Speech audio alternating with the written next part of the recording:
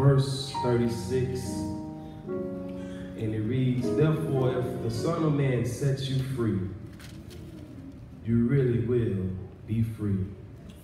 John chapter 8, verse 36. "Therefore, if the Son of Man sets you free, you really will be free."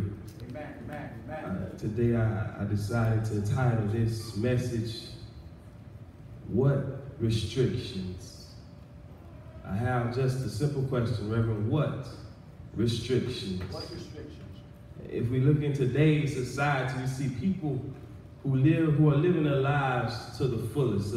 They're going places they've never gone before. They're doing things that they've never done before. They're seeing things that they've never seen before. They are inventing things that people said could not be invented. And if we were to ask somebody looking on the outside, looking in, we would say that those persons are living their lives without any restrictions. But I've come to find that if you don't have your spiritual man in order, it doesn't matter the physical things that you have on the outside, you're still living a life that has restrictions. You can have all you want and not have any peace. And I had to look up the word for you, restrict, and it's defined as to hold or keep within limits or bounds, or simply to confine something. Young people, you could put it like this: when you want to go to the movies with your friends, or you want to go hang out at the park, and your mom and your daddy tell you no, they're restricting you from leaving that house. If you want to go play basketball, you want to go in your room and play Xbox, but they tell you don't you leave that table until you finish that work. They're confining you and restricting you to that table until that work is done. Yes, sir. Yes, sir. Yes, sir. It looks a little something like this, Brother Travis. You can have the newest iPhone, but you can still be spiritually bound. You can have the latest Xbox or the latest PlayStation, but still be spiritually bound. You can have the newest pair of Jordans, the brand new clothes, and still be spiritually bound. You can have all of the scholarships that one can have, go to the best school in the country, and you can still be spiritually bound. It doesn't just affect our young people, our adults. If we were to be honest, you can have the best job, you can have the newest car, you can have all the gadgets that you want, and somehow still be spiritually bound. Help us. I've come to let somebody know that if Jesus tarries, and if he doesn't come back soon, all of those physical things are going to fade away. My Bible tells me, why not store up your treasures in heaven where a moth and the thief cannot destroy them? That's it. Yes, sir. But Brother Jimmy, as we look in John chapter 8, around verse 31, Jesus, if you look at the beginning of chapter 8, Jesus was in the temple. And he was teaching, and as he was teaching, some of the Jews began to believe on him. And as we get to this section of the chapter, Jesus was about to give them some important information. He was about to help them understand how they could be spiritually free. He began and he said, he told them, if you continue in my word, you truly are my disciples. Young people, I gotta let you know that we have a lot of people out here living fake lives. We have a lot of people that just want to be Instagram famous. We have a lot of people out here trying to make their status something that is truly not. But I want to let you know that if you really want the truth, if you're really seeking for truth in this world, the only way to truly find truth is in Jesus Christ. It doesn't matter what area in your life that you're trying to find truth in. If you're trying to find out if that girl really likes you the way she says she does, Jesus can give you the answer. If you're trying to find out if it's the right college that you should go to outside of the athletics, but you want to get a real education, sit down and spend some time with Jesus, and he'll give you the decision that you should make. Yes, sir. Yes, sir. If you really want the truth, Jesus will help you find the truth. Yes, he will. Yes, he will. Yes, he will. Because I'm reminded that Jesus told us, I am the way, the truth, and the life, and no one can come to the Father but by me. Help us, help us, help us, help us. But then, Brother Jimmy, as Jesus was talking to some of the Jews that believed on him, you had some of the Jewish leaders they had to voice their opinion like they always do. They're always trying to trap my Jesus. But they said, how can you tell us that we'll be free? We are of Abraham's seed, and we've never been slave to no man. And a simple side note, if you studied and you looked in the Bible, the children of Israel had been enslaved to Egypt, to the Assyrians in Babylonia, in Persia, in Greece, and even at this very time, they were underneath the Roman government. Talk to us. Young people, I gotta let you know that the worst deception is self-deception. How can you want somebody? How can you want Jesus to help you if you're not willing to be true to yourself? If you're not willing to tell him where you're failing at in your life, if you're not willing to tell him where you're coming up short, if you're not willing to tell him what hurts you, if you're not willing to tell him what keeps you up at night, if you're not willing to tell him what scares you, what frightens you, how can he help you if he doesn't know the truth? Talk to us.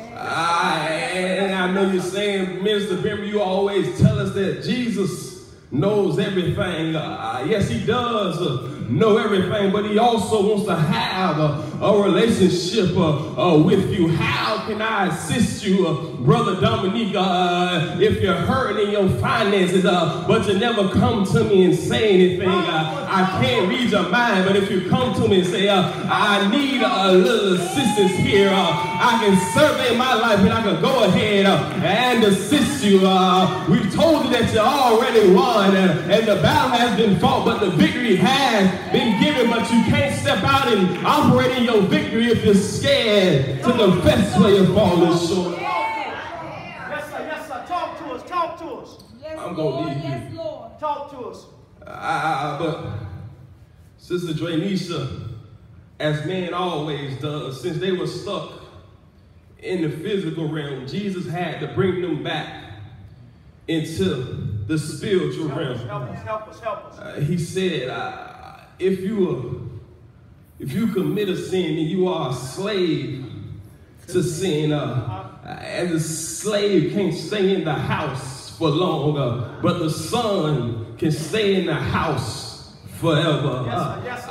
What Jesus was telling those Jewish leaders is, you're worried about the physical enslavement, but I'm talking about the spiritual enslavement. I'm talking about your sin. I'm talking about the things that you do behind closed doors that you think nobody knows about. I'm talking about the things that you say and the places that you go that you think nobody knows about. Yes, sir.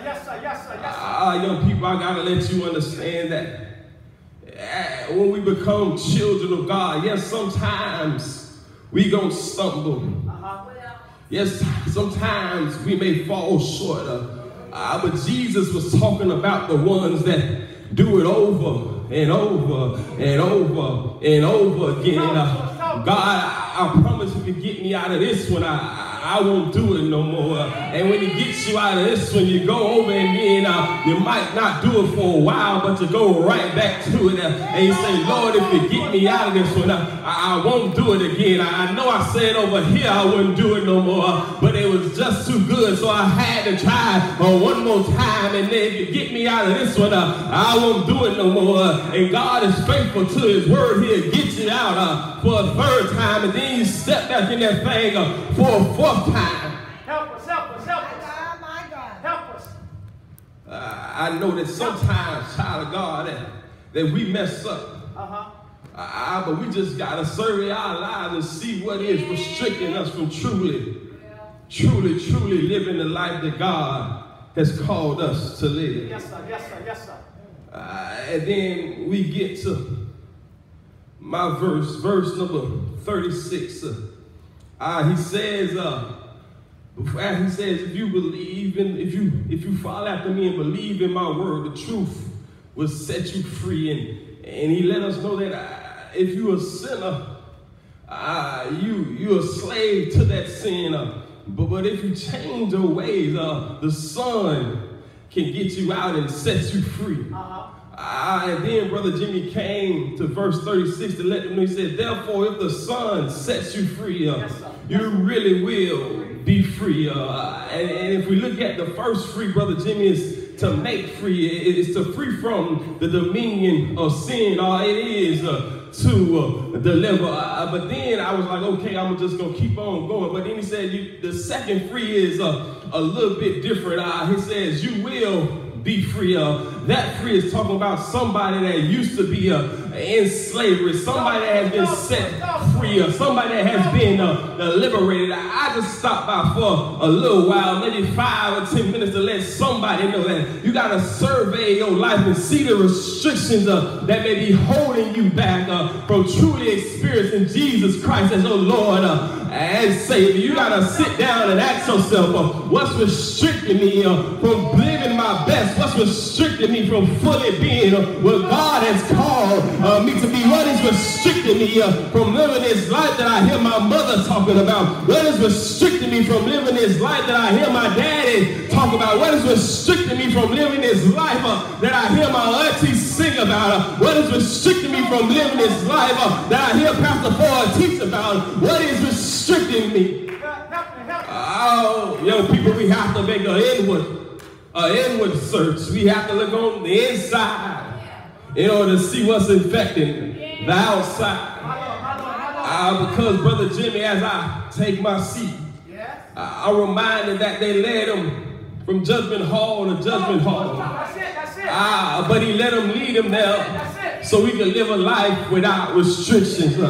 And then they lied on him, and then they even beat him, but he let him do it, Brother Jimmy, just so we can live a life without restrictions. And I'm reminded that he had to go up to Calvary's hill, carry that old rugged cross after being beat all night long, and the crown of thorns on his head. I believe that sometimes that he may have stumbled, but he didn't fall because he knew he had to make it till Golgotha so he could live a life without restrictions. And then I read in my Bible when they stretched him wide and then they hung him high, but he didn't say a mumbling word because he wanted us to live a life without restrictions. And then my Bible tells me that he died, and after he died they put him in the tomb.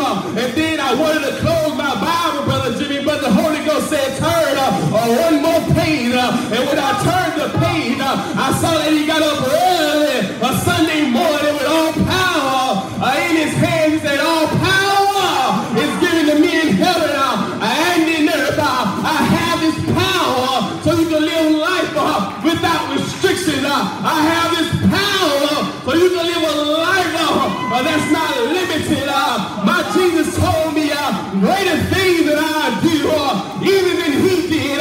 So sometimes it may not look good for me, but I got to understand that this is not a physical warfare. I got to understand that this is a spiritual warfare. And if I give my life to Jesus, he'll break the shackles.